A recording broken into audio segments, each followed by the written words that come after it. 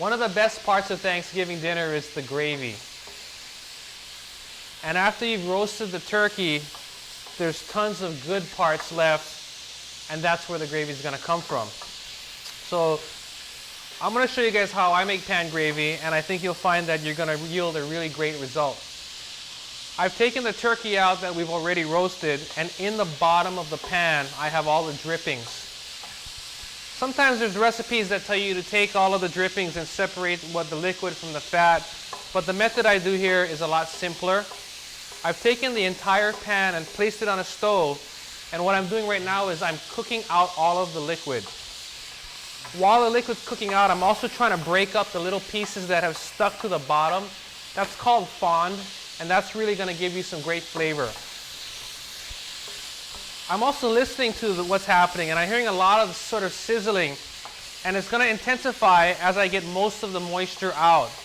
Once all of the moisture's out, the sizzling will go away and it'll be rather quiet. When that happens, I'll know that all I have left in the pan is the fat from the roasted turkey, and that fat is what I'm going to use to make a roux. It's sort of quieted down now. I can look inside here and I see that there's mostly just fat in the pan, and I'm going to add some flour to make my roux.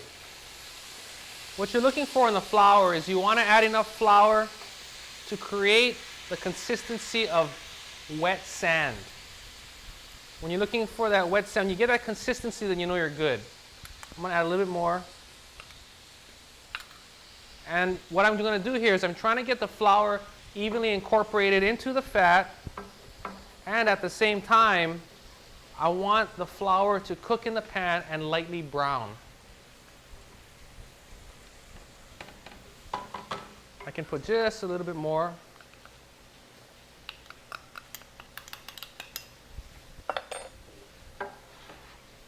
And then I'm going to go ahead and just keep cooking this.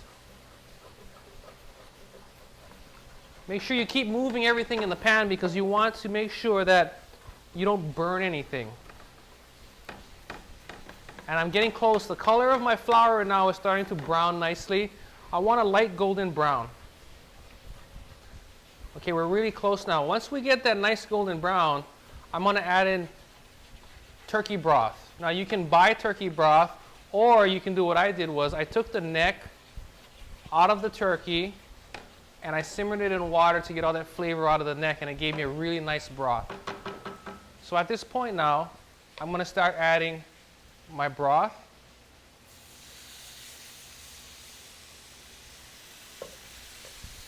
And what's going to happen is I should get a nice consistency and a nice gravy here.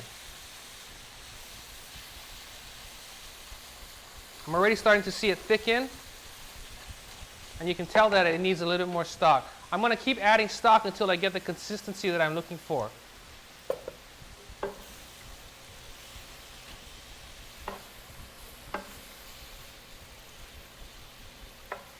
Keep in mind that when you're making this, once you add the stock, you need to let it cook a little bit because it will thicken the flour. Before you keep adding more stock, let it completely thicken so you know what consistency you're working with.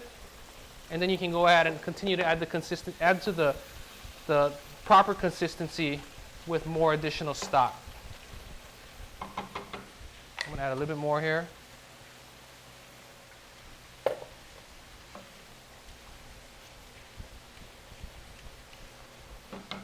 We're really close. I think I'm going to add just about a cup more. Bring it up to a full simmer. I'm liking the consistency that I have here now, so I'm going to taste it for seasoning and consistency.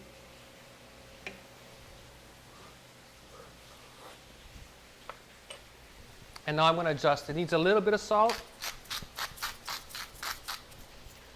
and a little bit of pepper.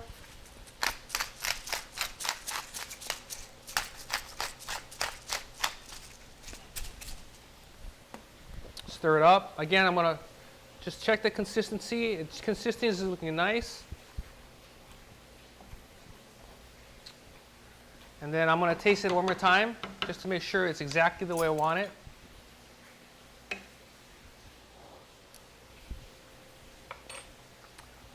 And it's great. Now that you have your gravy done, there's two things you can do. One, pour it into a sauce boat and go ahead and serve it. Or if you want a more refined version, you can take it and strain it so the little particles come out and you have a much smoother, much cleaner sauce. But that's a quick pan gravy, and enjoy. For more quick tips, visit us at foodland.com.